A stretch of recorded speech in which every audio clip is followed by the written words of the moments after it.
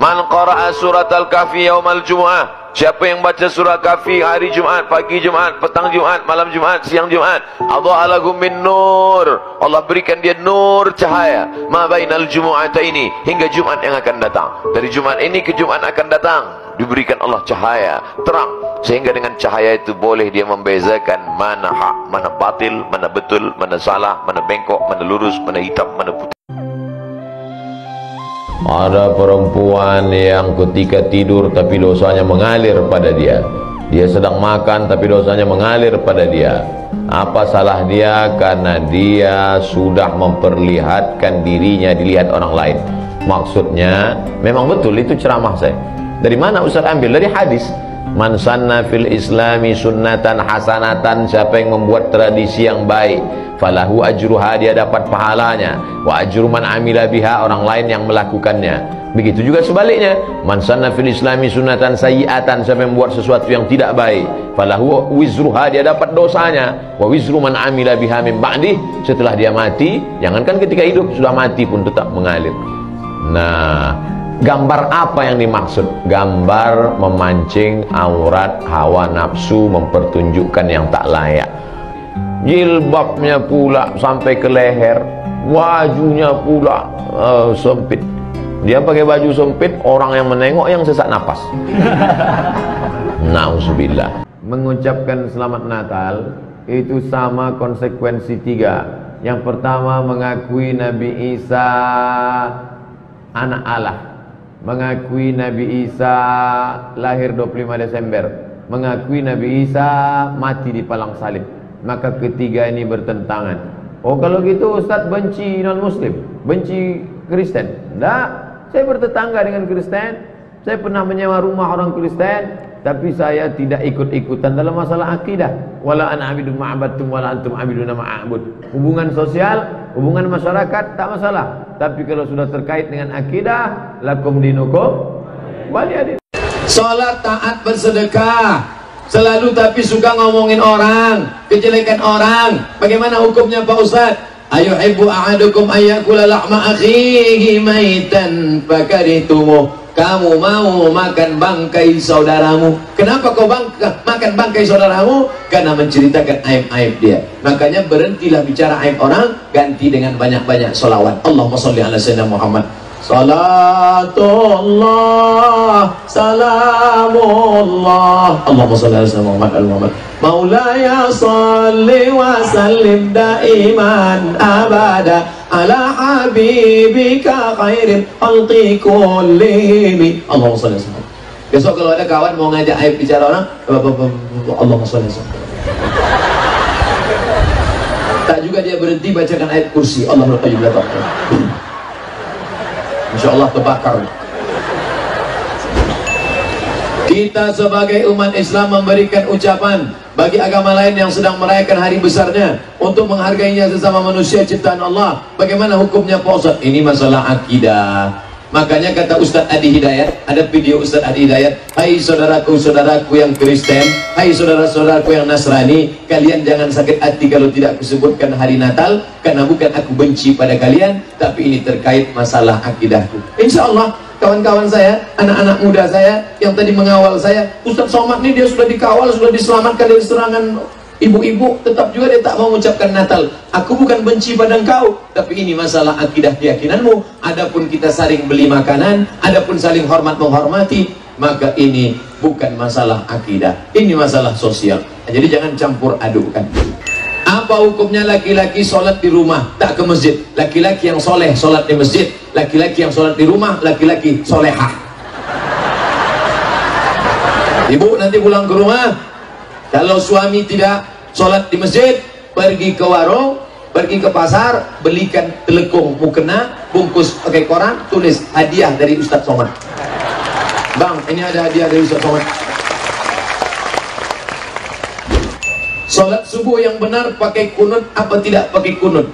Yang pakai kunut mazhab Syafi'i Maliki, yang tidak pakai kunut mazhab Hanafi Hambali. Kenapa Saudi Arabia tidak pakai kunut? Karena kerajaan Saudi Arabia bermazhab Hambali. Sedangkan saya pakai kunut karena saya pegang mazhab Syafi'i. Muhammadiyah pakai majelis tarjih, mentarjihkan mazhab Hambali, tidak pakai kunut subuh. NU memakai pendapat mazhab Syafi'i, pakai kunut, tidak usah dipermasalahkan. Yang jadi masalah yang tak sholat subuh. Doa untuk mayat, apakah sampai kepada mayat atau tidak? Sampai. Mana dalilnya? Ketika kita lewat di makam, kita mengucapkan salam. Hai Aisyah, kalau kau lewat di makam, mulutmu jangan diam saja, kau ucapkan salam. Apa bunyi salam untuk orang mati? Assalamualaikum ya ala diyar minal mu'minin wa inna insyaallah bikum lahiqun yarhamullah mustaqim minal mustaqim nasallahu lana wa lakumul afiyah. Bagi yang hafal, bagi yang tak hafal, gerak-gerakkan aja mulut. Bagi yang punya duit, tuliskan doa ziarah kubur, digital printing, printer besar. Oh, tengok besar, besar juga gambar saya. Buat tempel di dekat makam, maka doa orang untuk orang mati sampai. Makanya salam itu dibagi 3. Salam yang pertama wajib dijawab, salam yang kedua tak boleh dijawab, salam yang ketiga kita tak ingin mendengar jawabannya. Salam yang pertama wajib dijawab, Assalamualaikum warahmatullahi wabarakatuh. Salam yang kedua tak boleh dijawab, nanti salam imam waktu sholat maghrib, Assalamualaikum warahmatullahi, itu tak boleh dijawab. Yang bilang waalaikumsalam Pak Imam. Salam yang ketiga kita tak ingin mendengar jawabannya. Mana itu? Salam ketika lewat kubur. Nanti kami pulang malam habis isya ke Jambi, lewat di kubur ucap salam, Assalamualaikum ya ahlal kubur. Tiba-tiba menjawab ya waalaikumsalam. Kalau umat Islam berbuat jahat dicatat oleh 2 malaikat, bagaimana dengan orang non muslim? Siapa yang mencatatnya? Maka semua akan dibangkitkan di padang mahsyar nanti menghadap Allah Subhanahu wa taala, akan ditanya tentang keyakinan, begitu yang diajarkan oleh agama kita. Maka Allah Subhanahu wa taala membebankan kita untuk bersyahadat, asyhadu an la ilaha illallah wa asyhadu anna Muhammadan Rasulullah. Kita mengakui Nabi Musa, kita mengakui Nabi Isa. Bahkan di dalam Al-Quran ada 2 surat khusus untuk Nabi Isa. Yang pertama, nama datuk Nabi Isa. Nabi Isa punya emak namanya Maryam. Maryam punya ayah namanya Imran. Imran punya istri namanya Hannah. Maka surat dalam Al-Quran, surat Al-Fatihah, surat Al-Baqarah, surat Ali Imran. Ali keluarga, Imran punya istri Hannah, Hannah melahirkan anak Maryam, Maryam punya anak Isa alaihissalam. Setelah surat Al-Kahfi ada 1 surat lagi, surat Maryam. Maka kita menghormati, memuliakan Nabi Isa alaihissalam. Ada surat nama datuknya Ali Imran, ada surat nama ibunya surat Maryam. Kalau mau tahu tentang Nabi Isa, baca sedetail-detailnya dalam surat Ali Imran dan surat Maryam. Mohon maaf saya mau bertanya, apa hukumnya apabila ada non muslim mengucapkan salam? Apakah kita harus menjawab? Nabi mengajarkan, idza sallama alaikum ahlul kitab faqulu wa alaikum. Kalau saudaramu yang bukan seagama, sama-sama manusia, mengucapkan salam kepadamu, maka kau jawab jawabannya wa alaikum. Karena Nabi bertetangga dengan non muslim, Yahudi Bani Nadir, Yahudi Bani Quraizah, Yahudi Bani Qainuqa, Yahudi Khaybar di Madinah. Mereka mengucapkan salam ke Nabi, Assalamualaikum ya Muhammad. Jawabannya waalaikum. Apa arti waalaikum? Kamu juga. Selamat untukmu Abdul Somad, kamu juga. Selamat untukmu Hai Fulan, kamu juga. Begitu jawabannya. Assalamualaikum, waalaikum.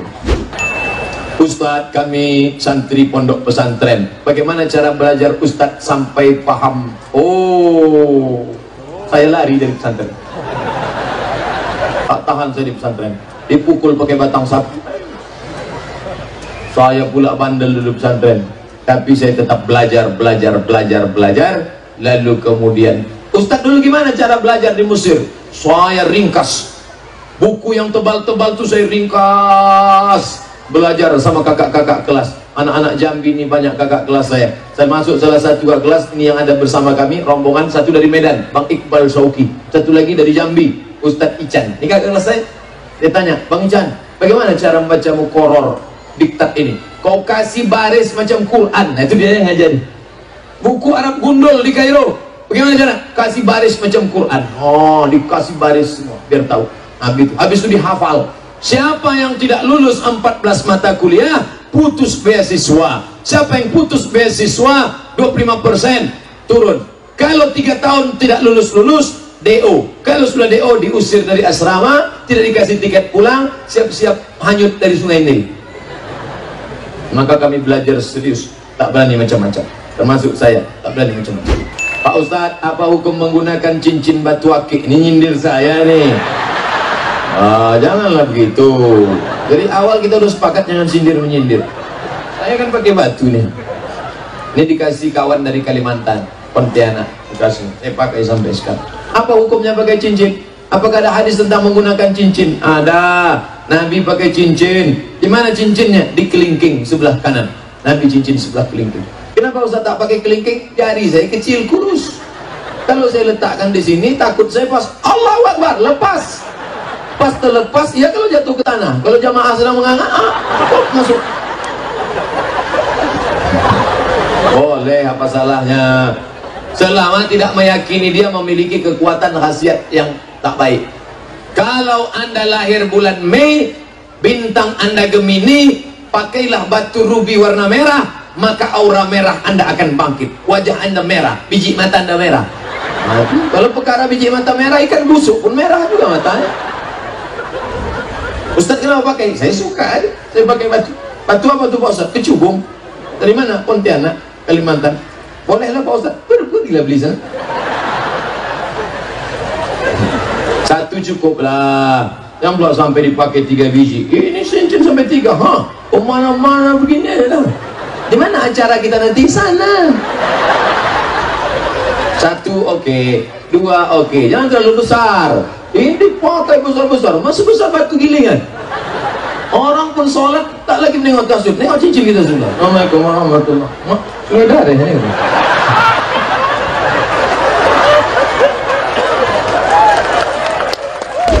Ustaz Somad yang dirahmati Allah, dengan banyaknya kelompok dalam umat Islam sering terjadi pemicu adanya perbedaan, padahal semuanya bertauhid yang sama. Ustaz mohon pencerahannya agar umat Islam itu bisa bersatu. Yang bilang umat Islam nggak bersatu itu siapa? NU sama Muhammadiyah bersatu. Buktinya kemana? Sama-sama melaksanakan sholat. NU, Muhammadiyah, Perti, Persis, Nahdlatul Wathon, FPI, semuanya sepakat bahwa sholat subuh itu wajib. Betul? Ada yang mengatakan sholat subuh sunat? Kalau ada saya mau belajar. Tak ada. Tapi masalah teknisnya ada perbedaan.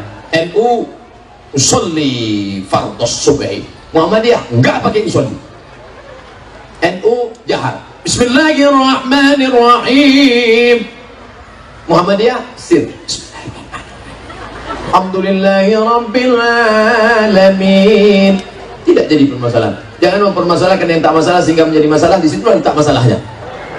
Assalamualaikum warahmatullahi wabarakatuh. Alhamdulillah wassalatu wassalamu ala Rasulillah wa ala alihi wa sahbihi wa man tabi'ahu wa mawalah. Bang Alvin, Bapak Ibu, Abang, Kakak, Adik, sahabat semuanya selalu dalam kesehatan zahir dan batin, iman dan Islam, istiqomah dalam curahan rahmat Allah Subhanahu wa ta'ala. Tema kita pada kesempatan ini adalah taubat dari maksiat.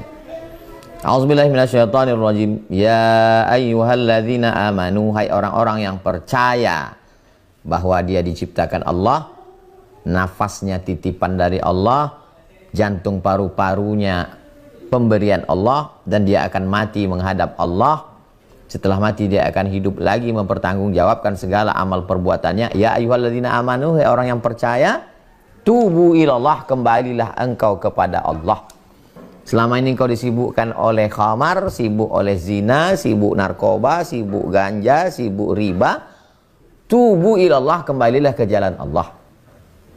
Taubatan nasuha, taubat yang sebenar-benarnya. Wa anna hadza surati mustaqima, jalan Allah itu lurus.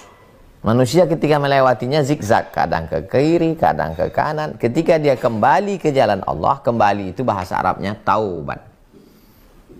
Taubatnya yang benar, taubatan nasuha. Nasuha itu diambil dari menyaring madu. Kebetulan saya dibawa oleh jamaah untuk panen madu. Ustaz Somad, kita nyari panen madu, ayo masuk ke dalam hutan. Naik mobil 3 jam, jalan kaki 2 jam, lewat lumpur setinggi pinggang sampai ke leher, akhirnya sampai ke dalam hutan. Sampai ke dalam hutan, pemanjat naik ke atas, tinggi pohon lebih kurang 50 meter, ditarik pakai tali. Lalu dia tebas, dia cincang tuh sarang lebah. Pus! Kami di bawah menampung pakai kain. Ditampung pakai ember besar. Ada lilinnya, sarang tawon, anak lebah, induk lebah, bangkai lebah, ranting-ranting, sampah-sampah. Terkumpul semua di atas kain. Lalu kemudian keluarlah madu yang murni, original, bersih. Itu yang disebut dengan nasuha. Nasuha artinya menyaring madu hingga jernih, bening, bersih, tak tercampur dengan kotoran. Jadi kalau disuruh taubat nasuha, kita semuanya penuh dengan sampah masa lalu. Sampah mata, sampah telinga, sampah otak, sampah pikiran, sampah kolbu, sampah lisan, sampah lidah, sampah tangan, sampah kaki. Disaring dia, setelah disaring dengan taubat nasuha, maka keluarlah madu, syifa. Alaikum bisyifa'aini, hendaklah kamu berobat dengan dua, al-asal, madu, wal Quran, Al-Quran. Jadi kata-kata dalam Al-Quran itu penuh dengan makna yang sangat dalam. Filosofinya adalah perlu proses yang panjang, perjuangan, sampai akhirnya disaring, selektif, lulus fit and proper test, barulah menghasilkan sari pati madu yang luar biasa. Taubat nasuha. Mengapa orang perlu bertaubat? Karena kalau kita mati, zaman sekarang masa kecilnya game online PlayStation, nggak ada kenang. Kita dulu masih kecil ngejar layang-layang, ingat? Ambil kaca, digiling pakai batu, masukkan ke kaleng susu, campur sama limka, jemur, habis itu laga, laga berdarah, darah, bukan tangan berdarah, kain berdarah, baru sunat pagi, sore udah ngejar layang-layang. Tapi indah untuk diceritakan. Ngejar layang-layang badan sehat, berenang di sungai badan sehat. Anak sekarang badan gak bergerak, duduk main gadget, pecah pembuluh darah. Bersandar kepada makhluk akan kecewa, bersandar pada kayu yang rindang akan tumbang, bersandar kepada benda akan binasa, bersandar kepada sahabat akan berubah menjadi musuh. Bersandarlah kepada dia, Hayyun Maha Hidup, la yamut, dia tak pernah mati. Bersandarlah kepada dia, Al-Aziz yang Maha Perkasa, Al-Jabbar yang Maha Berkuasa.